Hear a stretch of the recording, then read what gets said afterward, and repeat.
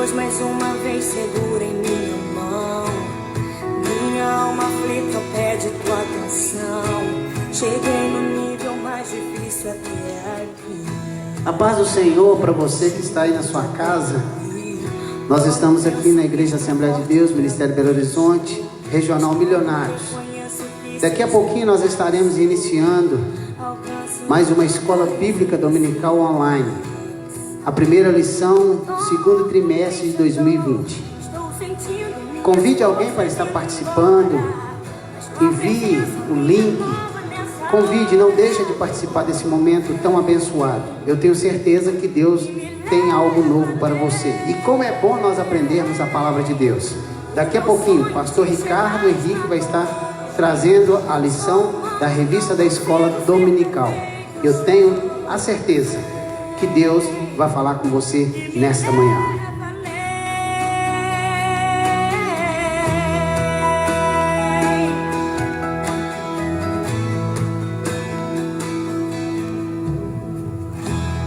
Deus mais uma vez segura em minha mão.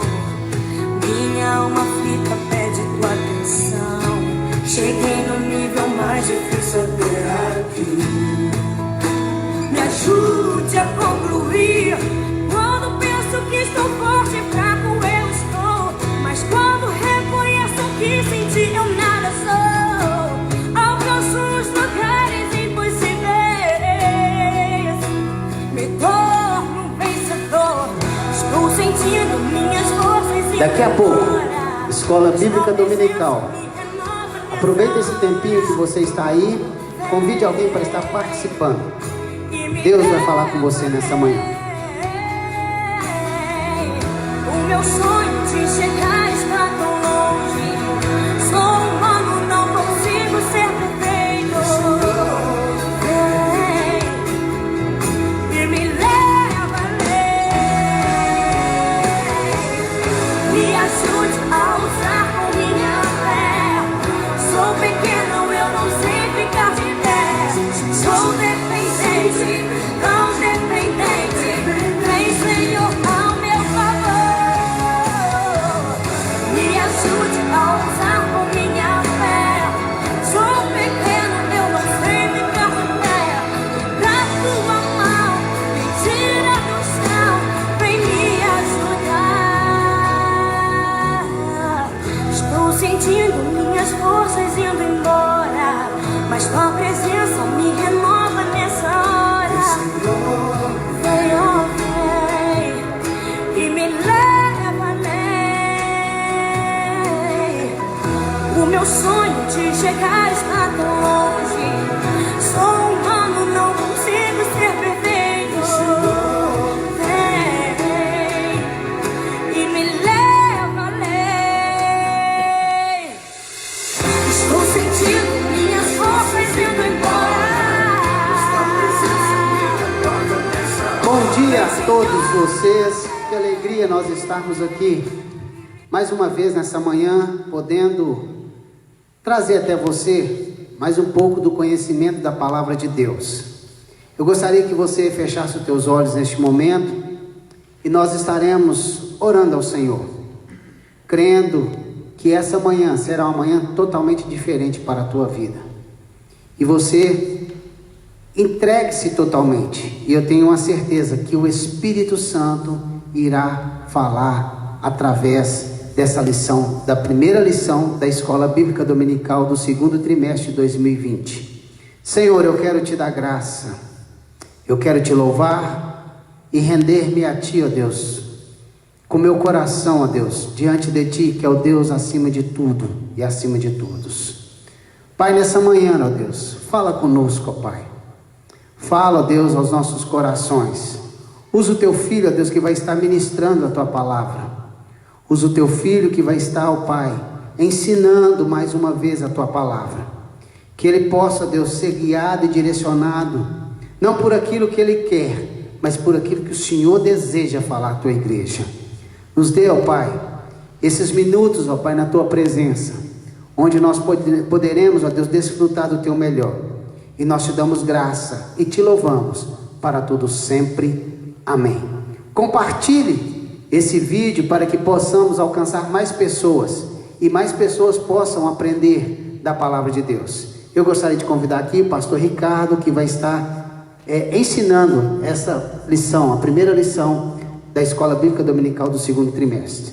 Deus te abençoe, irmão. Glória a Deus. Paz do Senhor para todos. Bom dia. Dia este conclamado ao nosso dia do jejum, né? Que se torne aí uma lei, que se torne aí um dia marcado para o dia do jejum, a nossa nação brasileira, e nós cremos que a partir de hoje a nossa nação nunca mais será a mesma, porque aquele que ora, aquele que busca, aquele que clama, ouve a resposta do céu.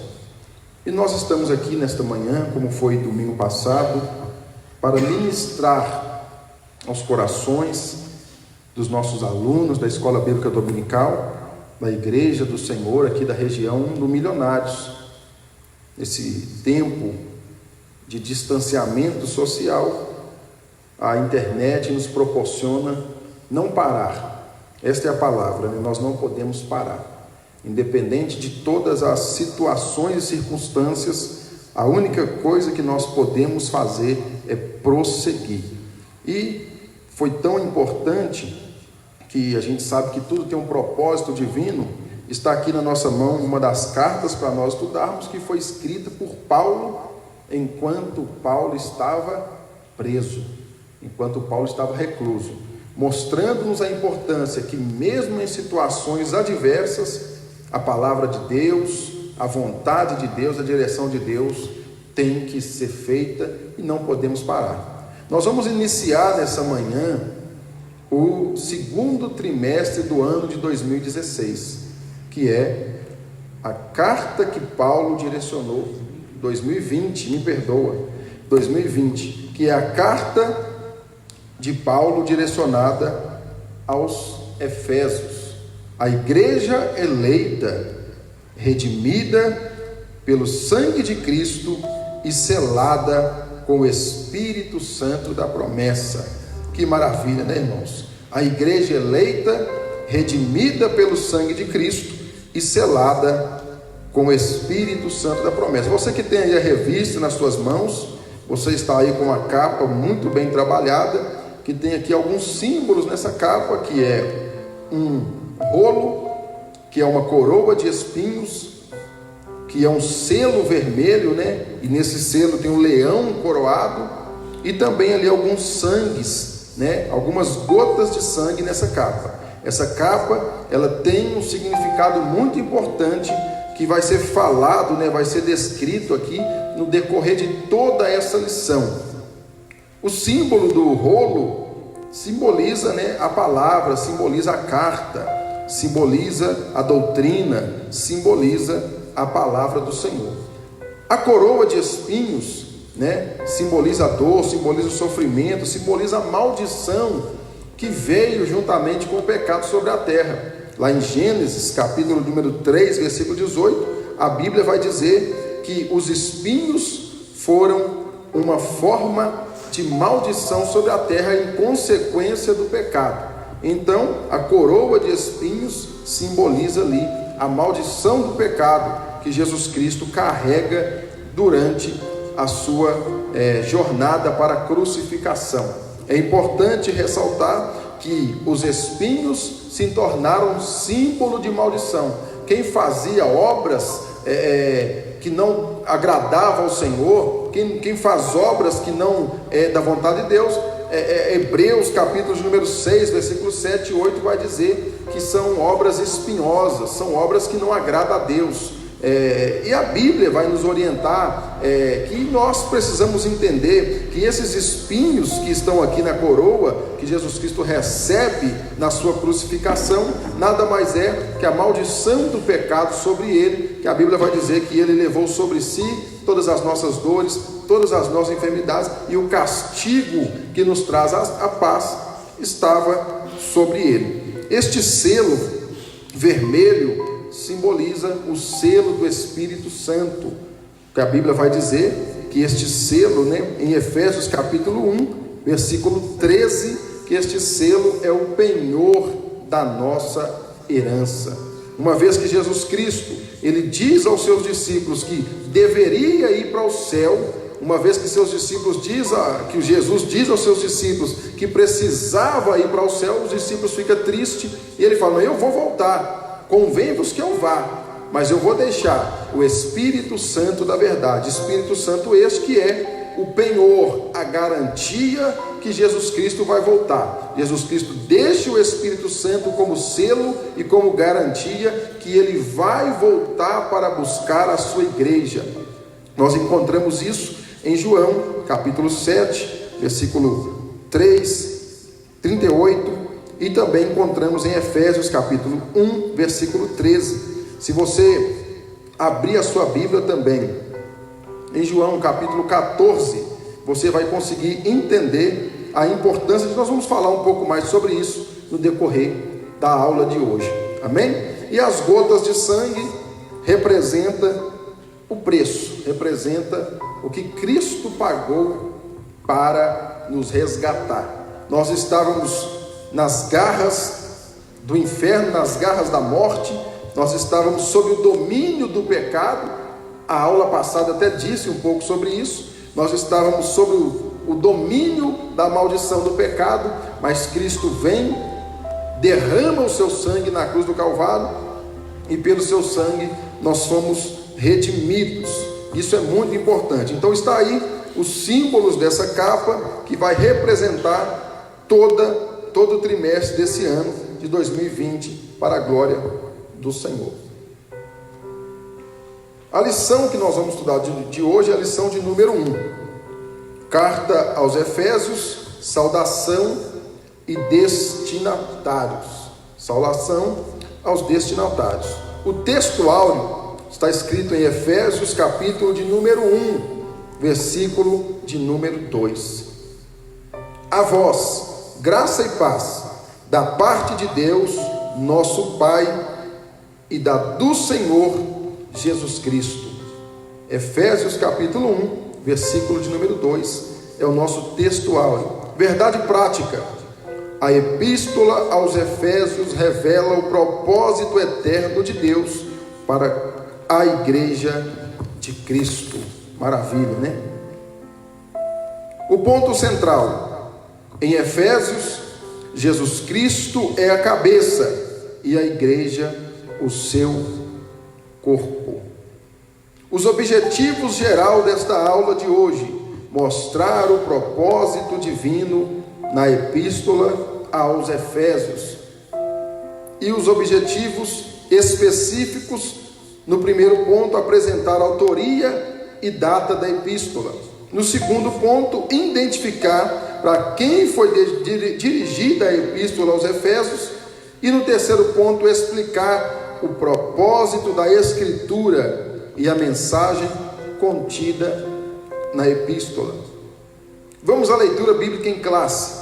A leitura bíblica em classe hoje, ela está inserida em dois textos: Efésios capítulo 1, versículo 1 e 2, e Atos capítulo 19, versículo 1 ao 7. Vamos fazer a leitura. Assim você pode acompanhar aí na sua casa através da revista ou através da Bíblia Sagrada. Você não tem a revista, abra aí a sua Bíblia em Efésios capítulo 1, versículo 1 e 2, Atos 19, versículo 1 ao versículo de número 7. Diz assim a palavra do Senhor: Paulo, apóstolo de Jesus Cristo, pela vontade de Deus, aos santos que estão em Éfeso e fiéis em Cristo Jesus.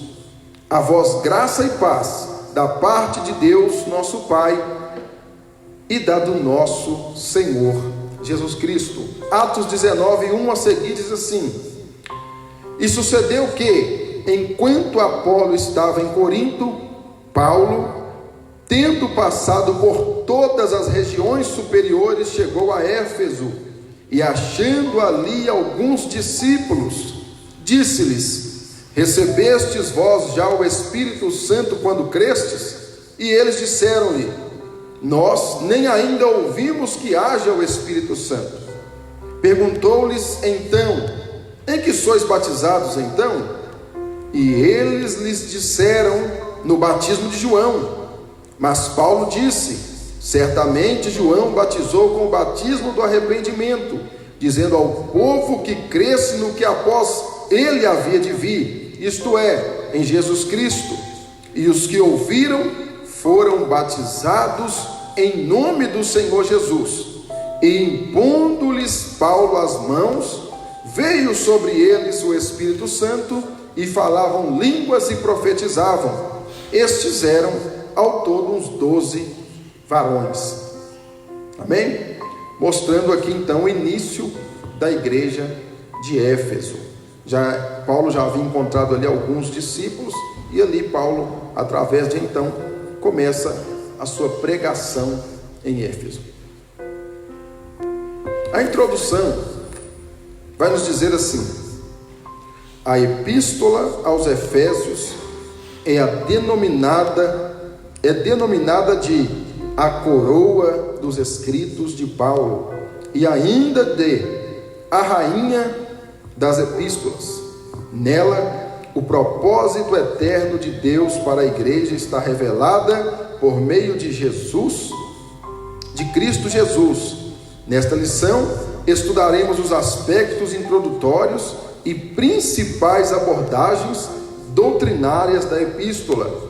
Durante esse estudo, o conteúdo da epístola deve nos levar à adoração a Deus e ao aperfeiçoamento da nossa vida cristã. Então, o tratado da epístola aos Efésios vai ser o tema não só da lição de hoje, mas de todo esse trimestre, e nela nós vamos estudar sobre doutrina e sobre prática. Vale ressaltar, irmãos, que a carta aos Efésios, 6 capítulos, ela é uma das cartas mais profundas que Paulo escreveu.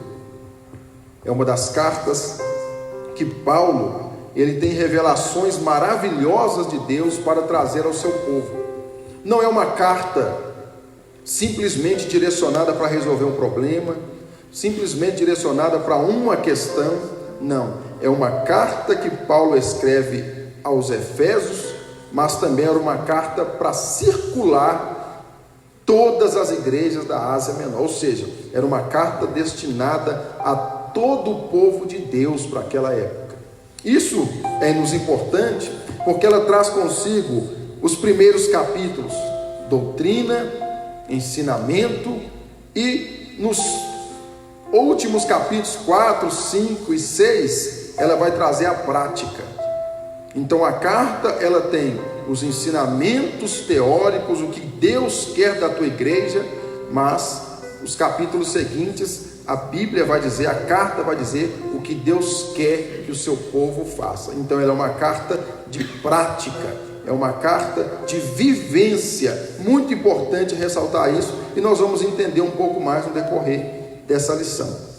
Autoria: conforme o costume da época, o autor inicia a carta declarando a sua identidade: Paulo, apóstolo de Jesus Cristo. Então, unanimemente dito entre todos os estudiosos, não tem como negar que essa carta foi escrita por Paulo. Está lá escrito, e o destinatário, ela já tem consigo nos primeiros capítulos a sua autoria, e Paulo não só escreve eu, apóstolo de Jesus Cristo, como ele declara como seu escrito, o escritor dessa carta. É importante ressaltar que Paulo também não só diz que ele é o escritor, como ele defende o seu apostolado. Era um tema muito debatido naquela época sobre a sua chamada, sobre o seu apostolado, mas ele já traz consigo Paulo, apóstolo de Jesus Cristo.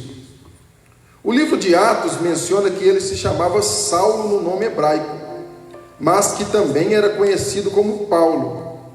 Em hebraico, Saulo significa solicitado, provavelmente uma homenagem a Saul, primeiro rei de Israel, que pertencia à mesma tribo do apóstolo.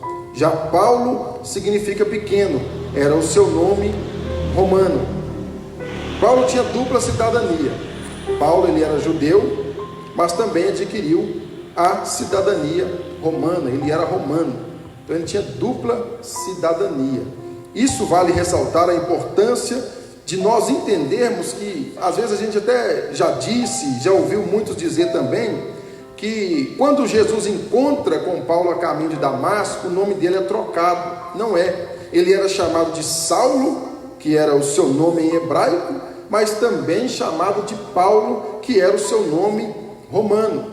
E ele vai utilizar desse nome romano para poder então destinar as suas cartas para evangelismo. Por quê? Porque Paulo ficou muito conhecido pelo seu nome romano, pela sua força com que ele defendia a sua fé e a sua crença naquela época.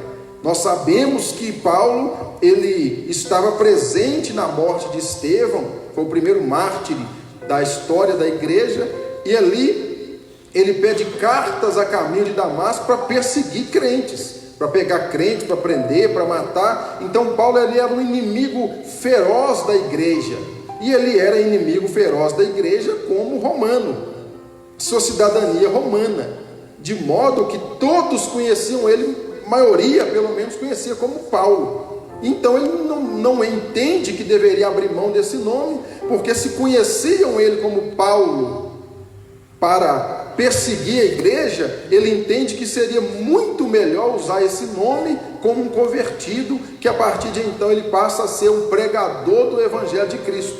Então Paulo, ele usa desse nome conhecido dele, que outrora era um perseguidor da igreja, para evangelizar o povo de todos os tempos, de todas as épocas. Até porque ele evangeliza os gentios, e ele, como um cidadão romano, entre aspas, nesse caso aqui Paulo, facilitaria a identificação dele com os gentios. Então ele usa o seu nome, ele usa essa ferramenta que ele tem para facilitar o evangelismo da sua época. Assinatura apostólica. Nas 13 cartas de sua autoria, o apóstolo Paulo se identifica, o apóstolo se identifica como Paulo, nunca como Saulo, provavelmente por considerar o nome mais apropriado para evangelizar o mundo gentílico. Outro detalhe relevante é a reivindicação de sua autoridade apostólica, com a ressalva, pela vontade de Deus, isto é, não escolhido por homens. Então a sua assinatura apostólica em todas as cartas tinha um porquê, tinha um objetivo. Paulo não queria se exaltar, tanto que houve debate naquela época se ele estava na presença de Deus ou não. Paulo é apóstolo, eu me denominei igreja. É Deus que levanta o homem para trabalhar em favor do seu povo. Ou seja, Paulo, apóstolo de Jesus Cristo, segundo o preso do Senhor e o embaixador em cadeias. Isso indica que era uma carta enviada do cárcere. Nós não estamos presos, nós estamos passando por um período tão maravilhosa, tão abençoada. De onde? De uma prisão. Deus fala com ele na prisão, Deus revela a ele na prisão. Sabe o que eu aprendo aqui? Eu aprendo, irmãos, que não é o ambiente. Eu preciso ir na igreja para Deus falar comigo. Não, Deus pode falar contigo aí na sua casa. Deus pode te revelar coisas maravilhosas aí na tua casa. Deus pode fazer uma visita a você e a sua família aí na tua casa. Deus pode mudar a tua história aí na tua casa. Às vezes, irmãos, nós temos um entendimento que é o ambiente que vai transformar a minha vida. Não, a minha vida, ela pode ser transformada, pode ser visitada por Deus em qualquer ambiente. Seja útil na obra de Deus nesse período de distanciamento social, seja útil para a obra de Deus nesse período de quarentena. Às vezes a pessoa quer aproveitar esse período de quarentena para desligar de tudo, para entender que agora é momento de descanso. Talvez você passou esse período todo e ainda não abriu a sua Bíblia, não orou. Vai clamar ao Senhor, vai orar, vai buscar a Deus. Abra a sua Bíblia e pede a Deus para ser útil, para te dar uma direção, para te dar uma diretriz nesse momento diferente, nesse momento difícil, e Deus vai te usar de forma poderosa nesse período. A data, de acordo com Atos, após realizar 3 viagens missionárias e implantar igrejas na região do Mediterrâneo, Paulo esteve em prisão domiciliar por cerca de 2 anos. Está escrito em Atos 28:30, entre 60 e 62 depois de Cristo, aproximadamente. A partir dessa premissa, a data provável da redação da Epístola aos Efésios ocorreu por volta de 61 e 62 depois de Cristo, tendo Tíquico como seu portador. Então a data que essa epístola foi escrita e redigida foi aproximadamente 60 e 62 depois de Cristo. Paulo estava preso. Quem levou essa carta? Um companheiro chamado Tíquico. Mais um aprendizado para nós aqui. Nós devemos ter companheiros, nós devemos ter amigos, nós devemos ter pessoas de Deus ao nosso lado que pode estar cooperando e contribuindo para o bom andamento da obra do Senhor. Amém? Esse primeiro ponto, então, que tem por objetivo apresentar autoria e data, deixou-nos claro que o autor dessa carta é Paulo e que a data também escrita é entre 60 e 62 depois de Cristo. O segundo tópico vai falar aos destinatários. Vamos falar um pouco aqui sobre a cidade de Éfeso. Fundada por volta de 1050 a.C., tornou-se um centro político, comercial e religioso da Ásia Menor, atual país da Turquia. Era uma cidade litorânea, cujo porto desaguava no mar Egeu. Sua rua principal era pavimentada em mármore, em colunas trabalhadas em ambos os lados. Era considerada uma metrópole com cerca de 500.000 habitantes. Tinha o maior anfiteatro do mundo, com capacidade para 25.000 espectadores. Próximo dali ficava o estádio com a pista de corridas e a arena onde ocorriam as lutas entre animais selvagens, como também entre homens e animais. Então a cidade de Éfeso, irmãos, era uma cidade bem grande para aquele tempo.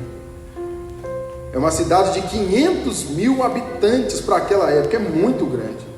Hoje uma cidade com 500.000 habitantes é uma cidade de porte médio.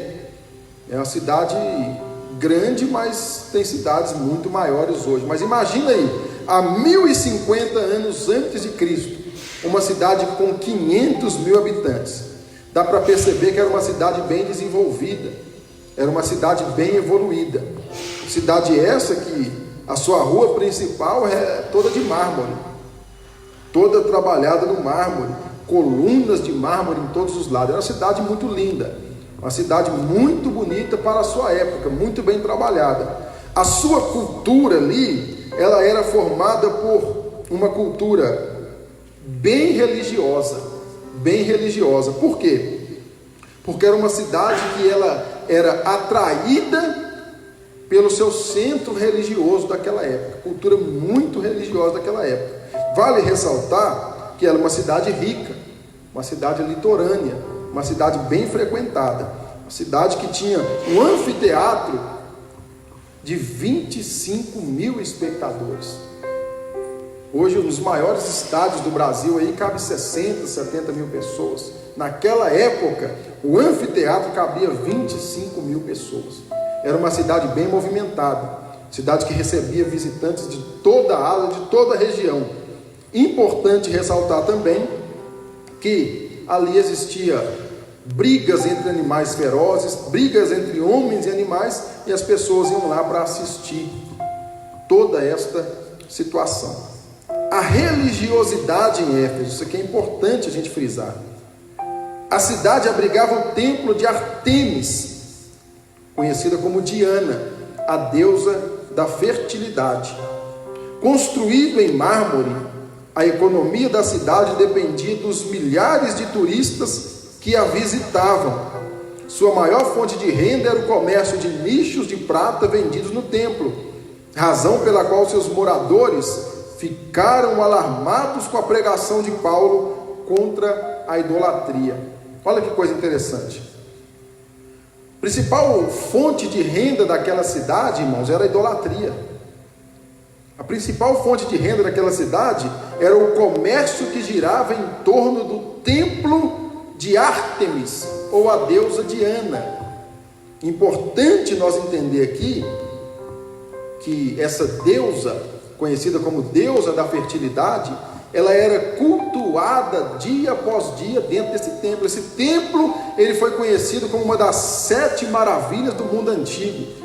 Templo muito bem trabalhado, um templo todo construído em mármore, e ali existia um deus chamado Diana, que era cultuado naquele templo. Toda a cidade dependia de todo o comércio que movimentava pela idolatria daquele templo. Pessoas viajavam de todo o mundo, ia para aquele templo, comprava, gastava imagens de escultura. Nós temos cidades até hoje com essa cultura, irmãos. Nós temos cidade que depende de romaria. Nós temos cidades que dependem de excursões do Brasil todo para ir visitá-la. E lá eles vendem imagem, lá eles vendem peças de prata, peças de bronze. Essa cidade aqui se pagava para entrar nela. Só para poder entrar nessa cidade, para poder visitar esse templo, era cobrado. Nós temos isso até os dias de hoje. A idolatria à deusa Diana ruiu, mas a idolatria a imagens de escultura ainda assim existe. E olha o que Paulo faz. Paulo chega em Éfeso e prega a verdade da palavra de Deus, e ele prega contra a idolatria. Isso assusta os moradores, isso assusta os mercantilistas, isso assusta os aproveitadores da fé, porque tinha pessoas que viviam da idolatria das pessoas, tinha pessoas que lucravam e lucravam muito pela idolatria. Agora chega um pregador e prega contra a idolatria. Isso assusta, isso assombrou aquela região, de modo que Paulo futuramente foi expulso da cidade de Éfeso, porque ele estava destruindo a economia da cidade. Por quê? Porque ele estava pregando contra a idolatria, e muitas pessoas estavam se convertendo e abandonando esse culto a Diana, que era um culto totalmente promíscuo, era um culto totalmente contra os princípios de Deus. Era um culto que não agradava ao Senhor. Era um culto feito com orgias explícitas dentro do templo. Paulo chega e prega contra essa idolatria. A venda desses materiais idólatras cai, de modo que ele futuramente foi expulso da cidade de Éfeso. Isso parece que nós estamos revivendo isso também em nosso país. Infelizmente, muitos estão presos em idolatria por causa de comércio, por causa de dinheiro. Mas a Bíblia diz que o amor ao dinheiro é a raiz de todos os males. Deus não agrada, irmãos, de adoração à imagem de escultura. Deus não aceita adoração à imagem de escultura. O que Deus quer de mim e de você é que nós adoramos a Jesus Cristo em espírito e em verdade. Imagem de escultura é engano para poder ganhar dinheiro, é engano para poder trazer a idolatria e fazer disso um comércio. Sabendo disso, infelizmente, muitos templos cristãos hoje que se diz evangélico usa de venda de indulgências, de imagem de escultura, de lenço, de fronha, mas isso tudo, irmãos, é comércio. Isso tudo não agrada a Deus. Deus não precisa de lenço para curar. Deus não precisa de lenço para poder fazer milagre. Nós vamos ler aqui nessa lição que nessa cidade de Éfeso aqui, os lenços e os aventais de Paulo curava. Mas sabe para quê? Para poder trazer as pessoas a Cristo, para poder trazer as pessoas a Deus. Não para que você idolatre um lenço, não para que você idolatre uma rosa, não para que você idolatre um copo de água. Não, tudo é para a glória de Jesus Cristo. É Ele que fez, é Ele que faz e é Ele que fará para sempre. Nós precisamos de Jesus, nós não precisamos de objetos. Amém? A igreja de Éfeso, Paulo evangelizou a cidade de seus arredores durante 3 anos. Que maravilha, você ouvir Paulo pregar por 3 anos. Já pensou nisso, irmãos? 3 anos Paulo pregando em uma cidade. Quando chegou a Éfeso, o apóstolo encontrou 12 discípulos, os quais batizou nas águas e conduziu a receber o batismo no Espírito Santo. Em seguida, evangelizou os judeus na sinagoga por um espaço de 3 meses. E como alguns judeus resistiram ao evangelho, voltou-se para os gentios, pregando num salão alugado na escola. Por quê? Porque tem uma doutrina que ensinam por aí que o Espírito Santo cessou, acabou. O Espírito Santo não opera mais, que era só para o tempo dos apóstolos. Por que Paulo faz essa pergunta para esses gentios então? Eu queria que vocês respondessem isso para mim. Se o Espírito Santo cessou e ficou só para o tempo dos apóstolos, por que Paulo prossegue com essa doutrina adiante? Porque Paulo chega e Paulo faz para ele algumas perguntas. Só para você voltar na sua leitura bíblica em classe, que vai estar escrito lá. Capítulo 1 de Atos diz que quando ele chega nas regiões superiores de Éfeso, ele achou ali alguns discípulos. Versículo 2: e disseram-lhe: recebeste vós já o Espírito Santo quando crestes? E eles disseram: nós nem ainda ouvimos que haja o Espírito Santo. E perguntou então: em que sois batizados? No batismo de João. Esses discípulos que Paulo encontra ali eram discípulos de João. João, ele vem pregando antes de Cristo, e ele tinha os seus discípulos. Mas João pregava e apontava que depois dele viria um que não só batizariam em águas, mas também batizaria no Espírito Santo. É por isso que esses discípulos falam: nós não ouvimos ainda que haja o Espírito Santo. Eles não disseram que nunca ouviu falar sobre o Espírito Santo. Eles estão dizendo: eu nem ouvi ainda que o Espírito Santo foi derramado. Aí Paulo então batizou em nome de Jesus. É o batismo em nome do Pai, do Filho e do Espírito Santo. É o batismo que Jesus recebe. E então Paulo, impondo-lhes as mãos, veio sobre eles o Espírito Santo, e eles começaram a falar em línguas e a profetizar. Isso aqui é importante ressaltar. Paulo preocupa que os gentios recebam o Espírito Santo, e não o Espírito Santo como penhor, como selo, mas o Espírito Santo como revestimento de poder. Tanto que eles recebem o Espírito Santo e começam a falar em outras línguas e a profetizar. É a doutrina continuista, que o Espírito Santo continua batizando, operando, dando dons a todos quanto busca e crê. Amém? Vamos continuar. Em Éfeso, Deus usou Paulo poderosamente e a igreja crescia, pois até os lenços e os aventais de apóstolo foram usados para curar os enfermos e expulsar demônio. Atos capítulo de número 19, versículo 12. Vale ressaltar aqui, irmãos, que os lenços e os aventais de Paulo eram usados para curar. Mas em qual propósito? Para o crescimento da obra de Deus. Paulo nunca atribuiu a si esse poder de cura. Nunca.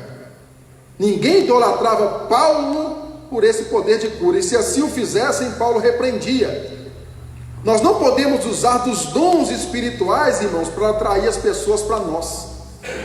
porque é aqui que Deus opera, porque eu estou aqui e eu tenho esse dom espiritual. Não, o dom não é para a glória do meu nome, o dom não é para atrair pessoas para mim, o dom não é para trazer pessoas para debaixo das minhas asas, o dom é para a glorificação de Deus, para a exaltação do nome do Senhor, para que o nome do Senhor seja glorificado e o reino de Deus seja expandido na face da terra. Se Deus te deu o dom de curar, glória a Deus por isso, mas não use isso para atrair as pessoas para si, porque você não pode levar ela para o céu, e o fim de tudo isso é salvação. Amém? Vamos continuar. Grandes líderes da igreja também passaram por Éfeso. Apolo ministrou ali e foi instruído por Príscila e Áquila. Timóteo também foi designado para pastorear na cidade. E segundo Irineu, bispo grego do primeiro século, o apóstolo João também liderou a igreja. Então a igreja teve o prazer de receber Paulo e tantos outros grandes homens de Deus, como Apolo, como João, como Timóteo. Era uma igreja bem privilegiada acerca de homens que Deus designou ali para cuidar daquele povo. O quarto ponto do segundo tópico vai falar sobre a saudação epistolar. A saudação é a mais breve dentre todos os escritos de Paulo. Ele se dirige aos santos e fiéis em Cristo Jesus, isto é, aqueles que foram separados e consagrados para ser a propriedade exclusiva de Deus. Paulo os cumprimenta com as palavras graça e paz, uma expressão que lembra o favor gratuito e merecido de Deus. Quanto aos destinatários, a maioria dos intérpretes considera que a epístola era uma carta circular destinada aos cristãos de maioria gentílica das muitas igrejas da Ásia, provenientes de Éfeso, a metrópole mais importante daquela região. Essa saudação de Paulo me chama a atenção, que ele dirige essa igreja, irmãos, dizendo: a igreja aos santos que estão em Éfeso e fiéis em Cristo. Paulo destaca que os santos estão em Éfeso, local geográfico onde eles estavam, mas independente do local que eles estavam, eles eram fiéis em Cristo. Isso aqui é importante ressaltar, que nós estamos em um espaço geográfico, seja ele Brasil, seja ele Europa, seja ele Ásia, mas nós devemos ser fiel em Cristo.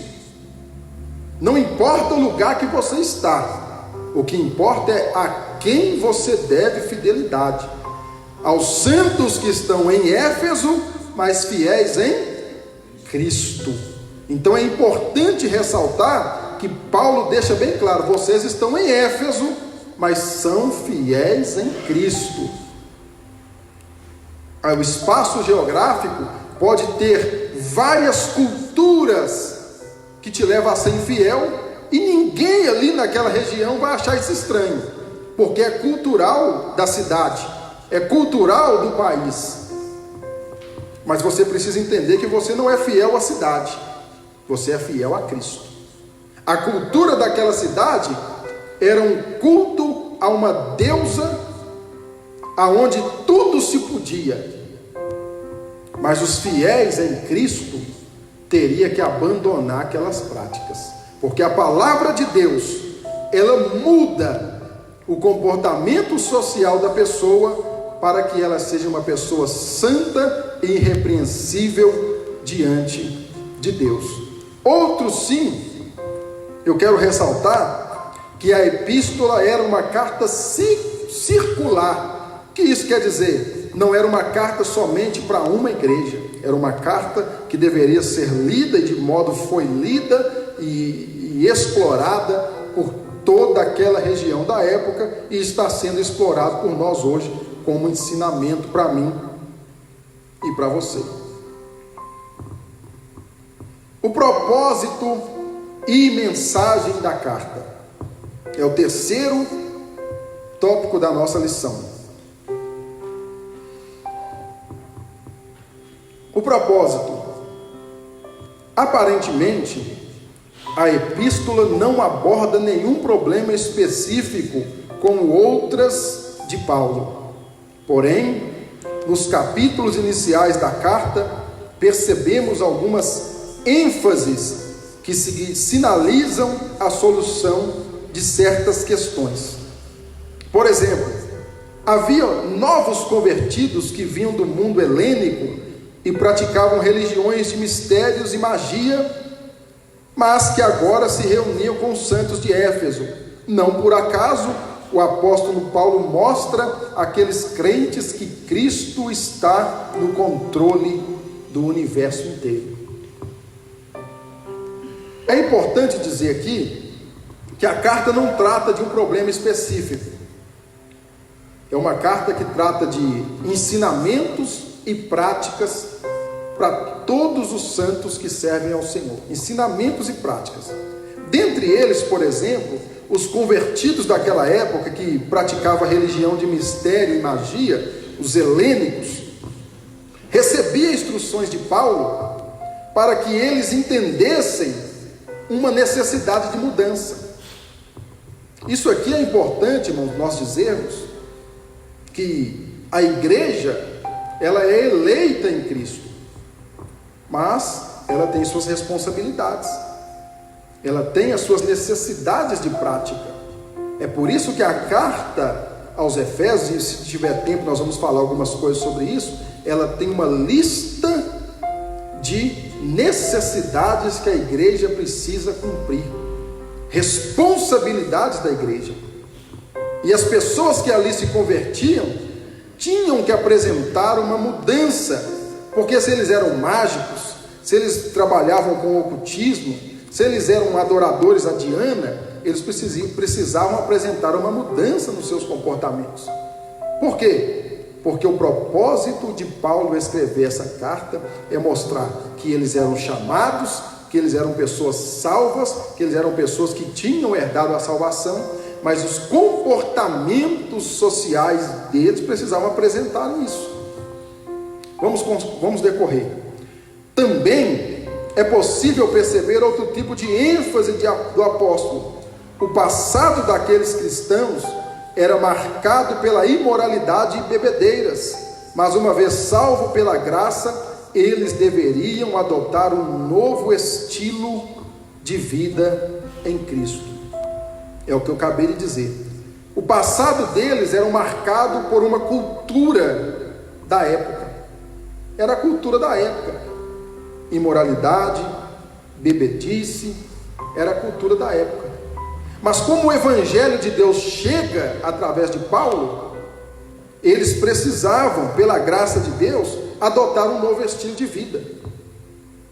Não é razoável dizermos, irmãos, que Cristo quer somente o meu coração, de modo que eu tenho que professar minha fé em Cristo e viver uma vida da mesma maneira que eu vivia antes de conhecer a Cristo. Aonde o nome do Senhor será glorificado? Se eu tinha uma vida de bebedeira, se eu tinha uma vida de imoralidade, se eu tinha uma vida de mentira, se eu tinha uma vida de erros, se eu tinha uma vida dúbia, eu encontro com Cristo e eu quero a salvação em Cristo, o céu é apresentado para mim através de Cristo e da tua palavra, mas eu vou permanecer na mesma vida. Não há possibilidade de nós entendermos isso como salvação, uma vez que a palavra de Deus chama tudo isso de quê? De conversão. Conversão é mudança de destino, é mudança de rumo, é mudança de endereço. Se você estava caminhando a passos largos para uma direção, você encontra com Cristo e converge a sua vida. É necessidade de mudança, é necessidade de transformação, é necessidade de mostrar um novo estilo de vida. Destaca-se ainda uma preocupação com a unidade e a paz entre os judeus e os gentios cristãos, enfatizadas pelo plano universal da redenção para ambos, União também era destacado por Paulo, entre o judeu e entre o gentio.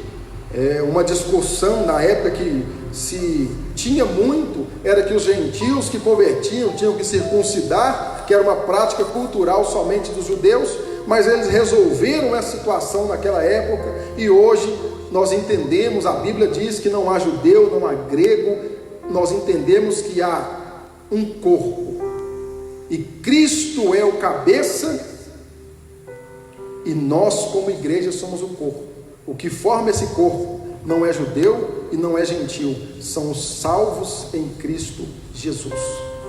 Amém? Sob essas premissas, então podemos considerar que uma das intenções do autor aos Éfesos era de atender às múltiplas necessidades da igreja numa perspectiva pastoral. Por isso, a carta é apontada por estudiosos como tratado teológico sobre a igreja, o corpo de Cristo. Então, era uma carta destinada a doutrinar, era uma carta destinada a ensinar práticas de uma nova vida em Cristo, uma carta pastoral. A mensagem, que é o segundo ponto desse terceiro tópico, a mensagem de Efésios gira em torno de duas temáticas: Jesus Cristo, a cabeça, a igreja, o corpo. Assim podemos classificar os desdobramentos desses assuntos nos seguintes eixos temáticos. Primeiro, a consumação do plano eterno de Deus na pessoa de Jesus Cristo. Primeiro ponto é a consumação do plano de Deus na pessoa de Jesus Cristo. Qual plano de Deus é esse? É o plano de salvação. É importante nós dizermos aqui, irmãos, que Cristo salva a igreja eleita. Nós vamos falar mais para frente aqui no terceira lição sobre eleição e predestinação. Mas é importante ressaltar sobre isso aqui um pouco. Eleição, irmãos, não é de indivíduo. Eleição é de um povo. Cristo, Ele salva a igreja e Deus nos elegeu nele, a igreja, um povo. Aqui, em momento nenhum, Paulo trata de indivíduo. Paulo trata de um povo, seja o povo gentil, seja o povo judeu. Hoje nós entendemos que esse povo é quem? É a igreja, é o corpo de Cristo formado pela cabeça e pelos membros, pelo corpo que é o povo de Deus. Eleição de um povo e não eleição de um indivíduo. Entendeu? Nós não podemos confundir essa doutrina de modo que nós vamos pensar: eu sou um eleito de Deus, eu sou eleito, e eu sendo eleito, eu posso viver da maneira que eu viver, da maneira que eu quiser, porque uma vez que eu fui salvo, eu serei salvo para sempre. Não é isso que Paulo está dizendo. Paulo está dizendo sobre a eleição de um povo, a eleição da igreja, eleição de um grupo de pessoas e não de um indivíduo. Segundo, a atuação do Espírito Santo como penhor da experiência de salvação. É importante dizer que este penhor do Espírito Santo é uma garantia que Cristo vai voltar para buscar a sua igreja. Cristo falando aos seus discípulos em João 14, eu queria até ler esse texto, se possível. Você puder ir abrir a sua Bíblia no Evangelho segundo João, capítulo de número 14, versículo 1 ao 3, ele vai dizer: não se turbe o vosso coração, credes em Deus, credes também em mim. Na casa de meu Pai há muitas moradas, se não fosse assim, vos-lo teria dito, pois vou preparar-vos lugar. E se eu for e vos preparar lugar, virei outra vez e vos levarei para mim mesmo, para que onde eu estiver, estejais vós também. Cristo dizendo que Ele vai e vai retornar. E a garantia que Ele vai retornar está no versículo 18: não vos deixarei órfão, voltarei para vós. Ainda um pouco o mundo não me verá, mas vós me vereis, porque eu vivo e vós vivereis. Naquele dia conhecereis que eu estou em meu Pai, e vós em mim, e eu em vós. Olha que coisa interessante. Ele fala que vai e promete que vai voltar. Não vos deixarei órfão. Qual que é a garantia disso? Versículo 16: eu rogarei ao Pai, e Ele vos dará outro Consolador, para que fique convosco para sempre, o Espírito da verdade, que o mundo não pode receber, porque não vê e nem o conhece, mas vós conheceis, porque habita convosco e está em vós. O que Jesus está dizendo? Eu te dou uma garantia, eu te dou um penhor, que eu vou, mas eu vou voltar. E o que é? É o Espírito que está em vós. É a terceira pessoa da Trindade que está habitando com vocês na terra. Cristo não foi e não deixou uma garantia, Ele deixou um penhor da nossa esperança. Nossa esperança, irmãos, é o arrebatamento da igreja. Glória a Deus. Terceiro, a reconciliação dos povos por intermédio da cruz de Cristo, representado aqui pelos espinhos da coroa. Reconciliação dos povos por intermédio da cruz. A mensagem da cruz, o sacrifício de Cristo na cruz do Calvário, é a redenção, é a reconciliação, é a restauração desse povo para o estado de Adão. É Deus dizendo a mim e a você: eu estou redimindo vocês, eu estou restaurando vocês, eu estou resgatando vocês através do sacrifício de Cristo na cruz do Calvário. Quarto, a revelação do mistério da vontade de Deus por obra do Espírito Santo. Foi o que eu disse: o Espírito Santo habita em nós, e a vontade de Deus é em nós operada através do Espírito Santo. É por isso que nós devemos andar em espírito, é por isso que nós devemos obedecer à voz do Espírito, é por isso que nós devemos ser cheios do Espírito Santo de Deus.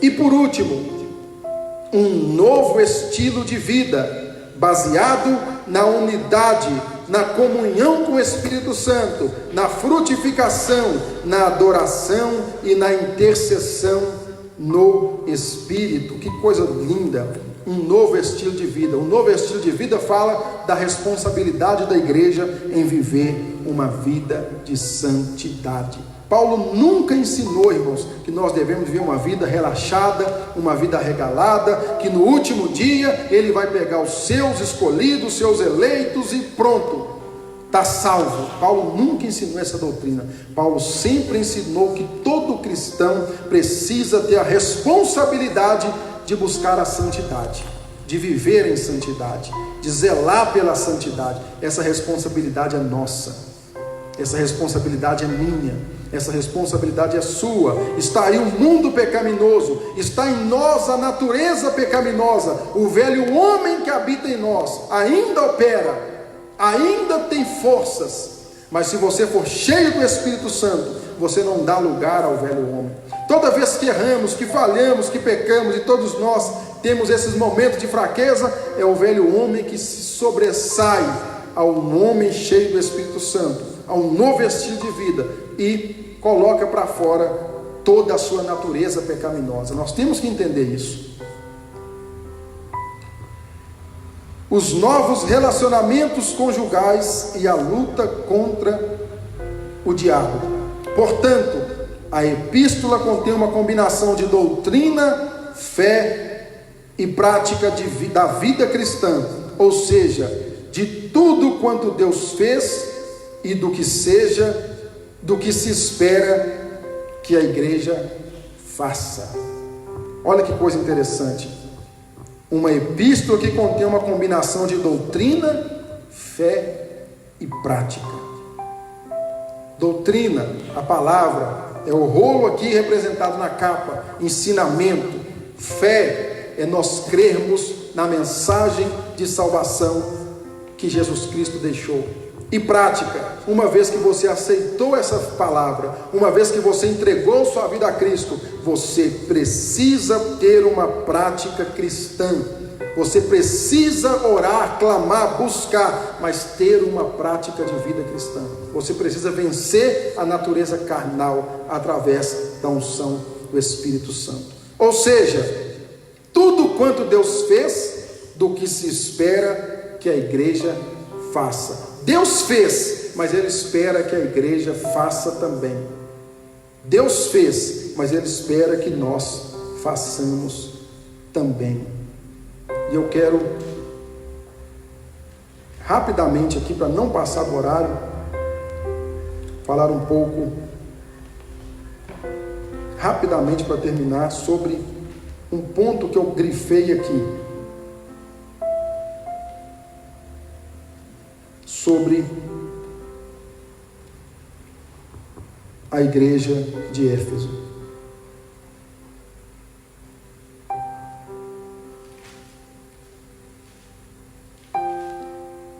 Trazendo aqui uma importante reflexão sobre a necessidade, irmãos, de entendermos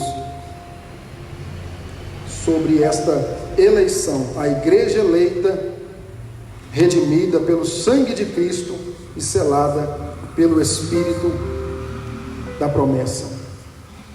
Cristo, a eleição em Cristo é, em primeiro lugar, coletiva, a eleição de um povo.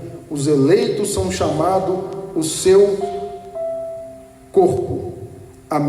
Cristo vai dizer: a minha igreja, o povo adquirido por Deus, a noiva de Cristo. Está escrito em Apocalipse 21:9, está escrito em 1 Pedro 2:9, e está escrito em Mateus capítulo 16, versículo 18. É uma eleição comparada com a eleição de Israel no Antigo Testamento. A predestinação significa decidir de antemão.